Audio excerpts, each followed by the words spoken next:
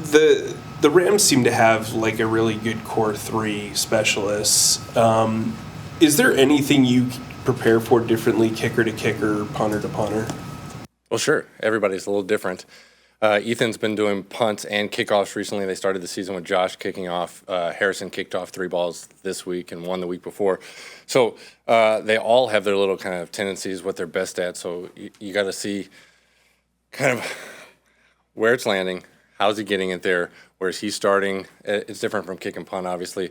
But, yeah, you're studying kicker by kicker, and it helps to have a guy with an established background so you have more to go on. Harrison now has – he was here, obviously, so we know that about him.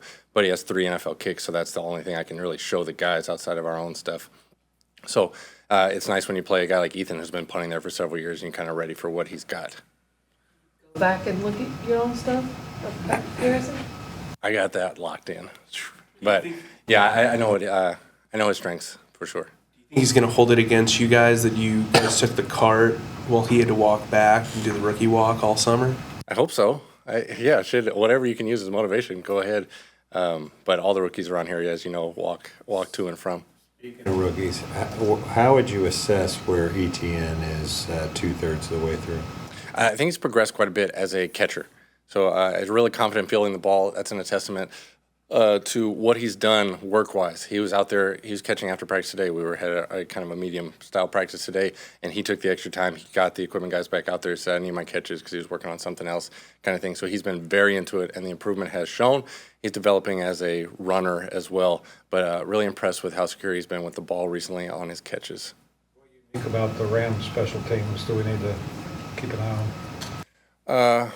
The first half of the season, they led the whole NFL in kickoffs with Josh Carty. They switched kickers. They've gone to kind of a different style from that. So they have both options available. They have 2 kickers on the roster, so we have to be ready for that. They have a really powerful punter who changes the game, especially indoors. A team like this, there's not as much video on how they handle outdoor games, so we have to be ready for stuff we haven't necessarily seen because they play so many of their games with the roof. They cover really with talented guys, and they cover hard. They're a good kickoff coverage team. They're a good punt coverage team. Xavier Smith's a good returner. When he's back there, Kyron Williams has experience, and he caught one last week where he can be dangerous with the ball. They've had a variety of kickoff returners. So they have a plethora of options on the table, and we have to be ready for each one of those as we go forward. Unique to them, play style. This is Chase Blackburn returning Panthers legend coaching. With returning Panthers legend Harrison Mevis in tow. So we'll be ready. Is there Hunter the one that had the coffin corner kick a couple weeks ago? I mean, how do you even defend that? You just keep it moving until Bryce, good luck. They got to go take the field on that one.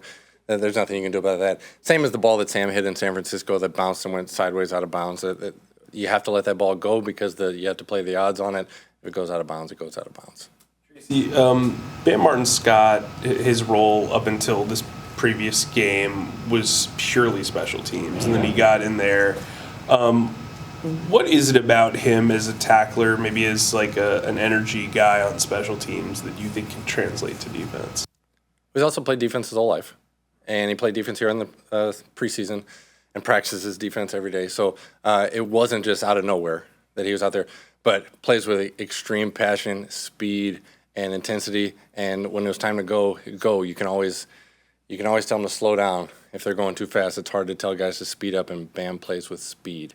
So it's cool to see him playing like that on defense. He attacks the ball when he can as well. A lot of good qualities. So as he develops as a player, we're fully expected to see more and more from him on defense as well. What was Ryan's range go in the direction where you kicked the 57? We hit a 58 before the game. So we're out there, and then we don't really kind of go to max pregame, but we were inside of his line, didn't hit that particular kick. Thought to get to the score in the right spot where you had a chance to win the game, you needed a points right there. 4th and 8 or 57. There's not a giant difference between the percentages. It was one of those kind of decisions. Did you get a hand on it? No, it just didn't hit it well. But Tracy, how many kicks? What does that pre-game process look like when you're testing his range for the day? It's different person to person. So we'll kick a different set than the Rams kick before the game. We kicked a different set than the 49ers. Some guys need a ton of kicks. Sebastian Janikowski would swing 3 times one way and twice the other way, and he was done, and you couldn't get him to swing again. And then Blair Walsh, you could not peel him off the field. He was going to kick 55 balls. So it's really guy by guy, and you can see that in the way they get ready for practice. It's the same thing. They're getting ready because Ryan has 5 kicks in a practice set, and it's on him to get ready for that. So some guys will hit 25 balls on the way there, and some guys will kind of stretch and hit a few. So it's different. That particular day, he hit some on his own. He had a set to get ready, and then the guys hit like 7 one way and 8 the other on that day. And then you hit into the net on the sideline. There's a lot of kicks. It's a really high usage day, whether you get any in the game or not, truthfully. You mentioned, what's your scouting report on the thicker kicker? One of the best kickers in Missouri history. Good guy. Really fun to work with here. Tracy, Tabor always referred to this time of year moving forward as return season. With the ball and the kickoff rules, should that be as variable as maybe it was in the past? No, we're sitting at, I'm not criticizing Chris, we're sitting at 79% return rate right now, so the whole season is return season this particular year. We're just there. That had always been a thing when the weather was changing. Guys could not hit touchbacks who wanted to, and now that's not being played for in the same way. So we've been returning kicks from the first game. There's been no game where we've taken more than 2 touchbacks on purpose the whole season. Are there any rules of the game that J.J. Jansen told you that you didn't know? Because he seems like he knows all the insights of every rule there is, and you always see him out there. That would be a bizarre thing for me to publicly admit. JJ has told me more things about more rules than I've ever heard about anything, ever. So he certainly has a speech about each one. But no, as far as like, wait, JJ, I got to look that up. We haven't had that exact moment yet. But thank you for trying to get me to fire myself on that one. They told you things about not football that you didn't know. Yes, that's daily. If you want to dig into Little League Baseball, there's not a thing that JJ will not tell you. There was some online Debate about strategy you guys could have employed with the short field after did any of that, come across your, did y'all discuss that at all? Of course, all of it. The part that's being left out of that particular discussion is that we had a chance for a point for a yard. 1 yard, 1 point, like let's go for that. That's the option that we did because it was unsuccessful. That option gets minimized to as if it was nothing. The other options are somewhat advantageous.